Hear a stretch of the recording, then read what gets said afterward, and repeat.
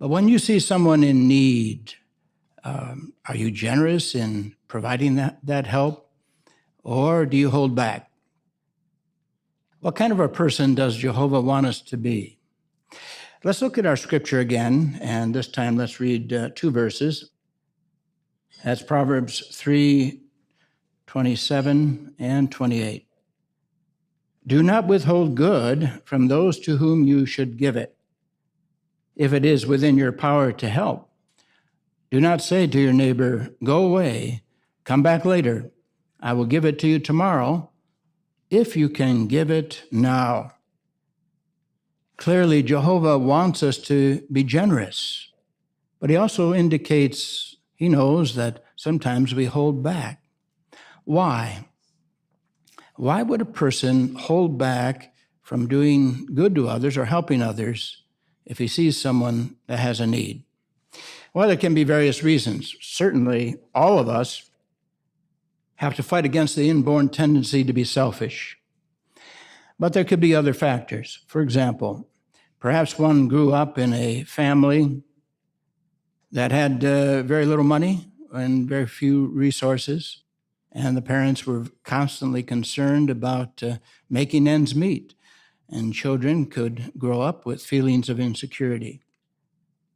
Well, if that is the case with us, how can we rid ourselves of a feeling of insecurity that if we give to others, we won't have something for ourselves? Well, it comes down to really knowing and trusting Jehovah God. We know Jehovah God is a generous person. In fact, the most generous person in all the universe. Creation tells us that. Psalm 145, verse 16, says that he opens his hand and satisfies the desire of every living thing. James 1:17 says that he is a giver of every good gift and perfect present. So we know Jehovah is generous, and we want to be like him. But also, we must trust Jehovah. How's that? Well, notice this promise in Proverbs, a few pages away in chapter 11, and verses 24 and 25. One gives generously and ends up with more. Another withholds what should be given, but he comes to poverty. The generous person will prosper, and whoever refreshes others will himself be refreshed. Yes, the generous person will prosper. That's God's promise. Have you ever noticed how very often persons with very few resources are the most generous? I was thinking about a situation that occurred here at Patterson some months ago. A brother in a Pioneer Service School class got the news that his father was near death in a hospital many thousands of miles away. Well, when his classmates and his department learned about this, they gathered together enough funds so that he could fly home and see his father before he died. How generous. In another case, well, we have to say that the organization really is filled with people who know and trust Jehovah, and they apply this direction to be generous. Recently, an elder related his experience. About 3 years ago, he and his wife really came into need. Unexpectedly, she became pregnant, and there were complications early on. And the doctor said, you must stay in bed for the rest of your pregnancy. So she couldn't get up to cook or clean or do part-time work as she had been doing. This was a difficult situation for them. And they prayed earnestly to Jehovah for help and guidance. The brothers and sisters in the congregation saw their need for help. Many of them called them to give encouragement. Others came and sat with his wife. But one dear sister called the brother at work and said, Brother so-and-so, I know this is a rough time for you. So until your wife gets back on her feet, you will have a hot dinner twice a week. And she did that faithfully for almost 9 months, every Tuesday and every Friday.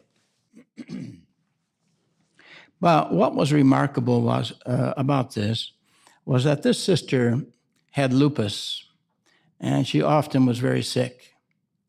And when she was sick, the brother would tell her, you don't have to prepare a meal for us. I will come home and I will cook.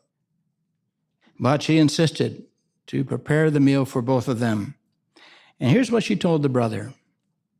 After all, the elders have to prepare spiritual food and shepherd the congregation no matter what is going on in their lives. And when the elders are tired or not feeling well, if one of their friends needs help, they would come and assist. So if the elders can do that, I can too. She also said she loves Jehovah, and she knows Jehovah loves her because at times when she is not well, he still gives her the strength to keep going. So she is only showing the same love Jehovah is showing her. Now, how beautiful is that? Love.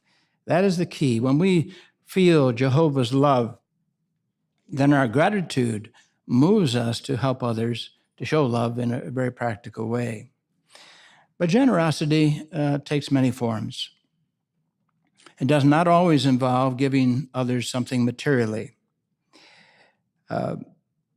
Interestingly, in Luke 11:41, Jesus told the Pharisees to give as gifts of mercy the things that are from within.